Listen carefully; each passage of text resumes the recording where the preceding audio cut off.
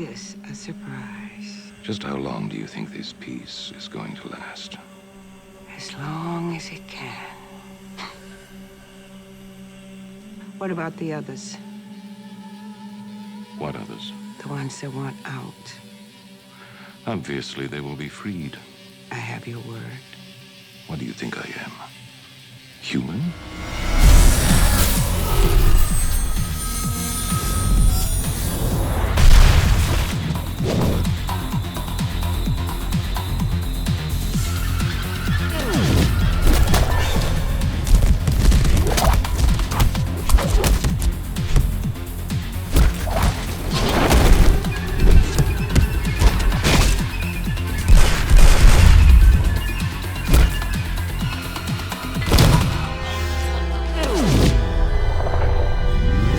The Matrix Online is a continuation of the Matrix stories. When the third movie comes to an end, the Matrix Online literally picks it up from that moment on and goes forward with it. Through the course of the game, you will have story unfold before you. It's not just a depiction of the Matrix as it was in the films, it's the continuing story of what happens in the Matrix. So that players can see it's fully open-ended. They don't know where the story goes at all. We now, as players, can participate in the overall story and help to propel it forward. Action! The plan for The Matrix was always to tell a story in multiple mediums. That was the Wachowski brothers, their first thought when we decided to continue the story after the first Matrix. Larry and Andy are overseeing and contributing to that continuing storyline. They wanted to be able to take their movies and instead of having a conclusion that was sealed forever, to have a world that the fans could all come to, that they could actually become a part of the Matrix story that they had already enjoyed. They already had a vision for their, universe to be depicted inside the computer space, and they had very specific concerns that it needed to live up to a particular standard that they had set. I'm mainly known for my comic book work, especially my character Concrete. After I'd done 3 comic strips for the Matrix website, they gave me a call. It was actually a little mysterious at first. I didn't even know what the project was, except it involved writing. But it turned out, no, it was this fairly new genre of massive multiplayer online games. A massively multiplayer game is a simulation where thousands of people participate in a shared experience, and they all connect to the same server. Once they create the world and the people, then the players themselves have to really create the story and follow through on the idea. But the boys helped create the world and placed it in that world, and now the players can take it from there. It's more like a stage that's being built through which, many stories can be told. By giving Paul and the Wachowski brothers maximum flexibility, we're trying to create a situation where players can experience that story in a way that's different from, a typical movie or book or even a single-player game experience. So when you start the game, you're still one of the people in the farms who's just come to the realization that the entire Matrix is in fact a simulation. You're going to be presented with the option of taking the blue pill or the red pill, which of course you've taken the red. The humans are still just as passionate, and they hate the machine civilization just as much, but also know that there's only a truce that's keeping them alive. This will feel a little weird.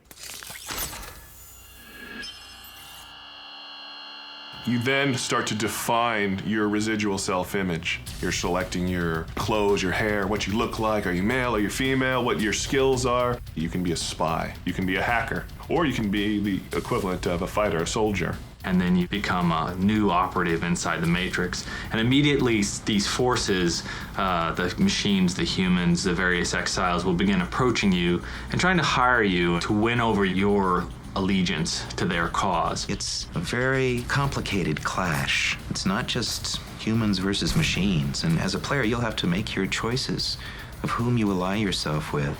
We'll see characters from the film. They'll be in the game with you. They're still running their agendas.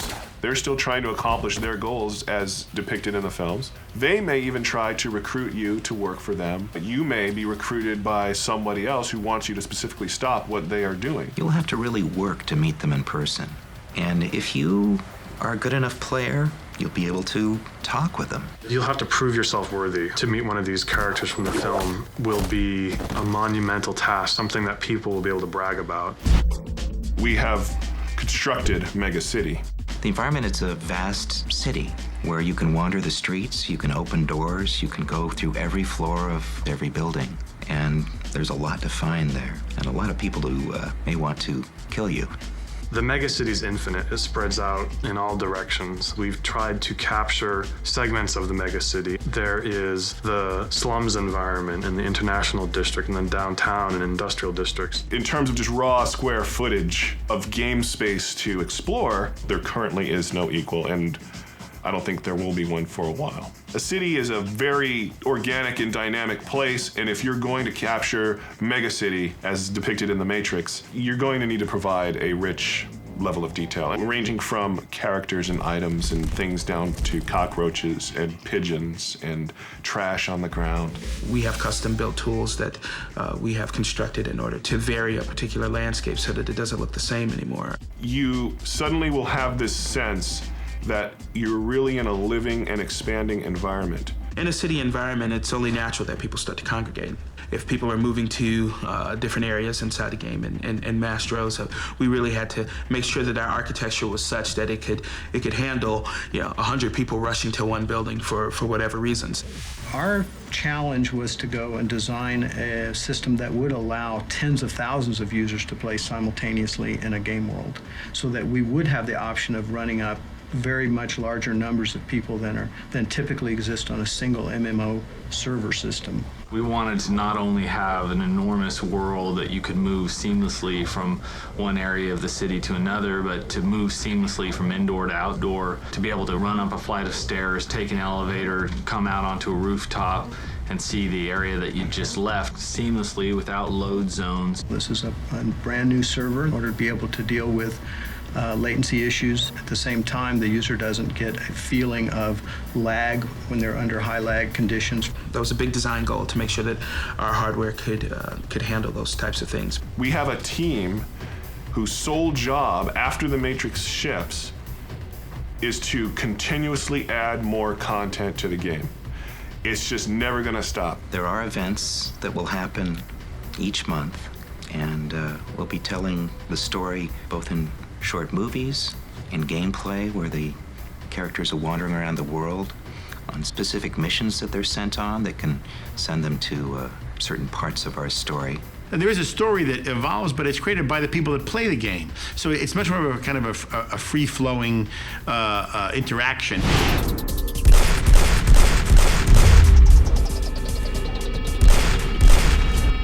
I think probably the most obvious thing that you'll see that's better is the combat itself. As we know from The Matrix, there is a heavy emphasis on the martial arts in terms of combat inside The Matrix. You can do kung fu, karate moves, you can do wire fu, you can jump from building to building. We've got combat where you can have one-on-one, one-on-three, four-on-one. We really do capture that intense, visceral feel of you punch someone in the throat and you're punching them in the throat. And as you become more and more powerful, you will learn more and more special moves, literally dropping into bullet time and and people around you seeing you do that slow motion move. And we just wanted to take those superpowers that you see in the movies and make it possible for you to actually do them in an online game. The Matrix Online represents a first step into tactile combat inside of a massively multiplayer game. You can do things that no one's ever seen before in an online game, so it sets it apart. It gives us a chance to completely break the genre and turn something new out.